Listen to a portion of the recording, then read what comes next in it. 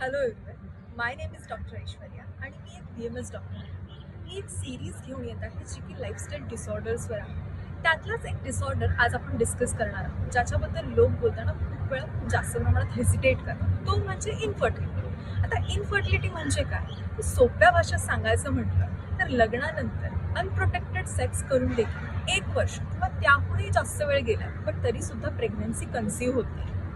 पण लोकांना असं वाटतं इनफर्टिलिटी हा प्रॉब्लेम फक्त फिमेल्सचा आहे, पण असं नाहीये. तो जितका फिमेल्सचा आहे तितकाच मेल्सचा देखील आहे. पण बऱ्याचदा काय होतं की सोसायटी प्रेशरमुळे, रॉंग इन्फॉर्मेशनमुळे किंवा भीतीमुळे लोक फक्त फिमेललाच जबाबदार ठरतात. त्याच्यामुळे आज आपण ह्या सिरीजमध्ये डिस्कस करणार आहोत की त्याचे रूट कॉजेस काय आहेत, त्याच्या ट्रीटमेंट काय आहे, त्याच्यासाठी कोणत्या टेस्ट इम्पॉर्टंट आहे.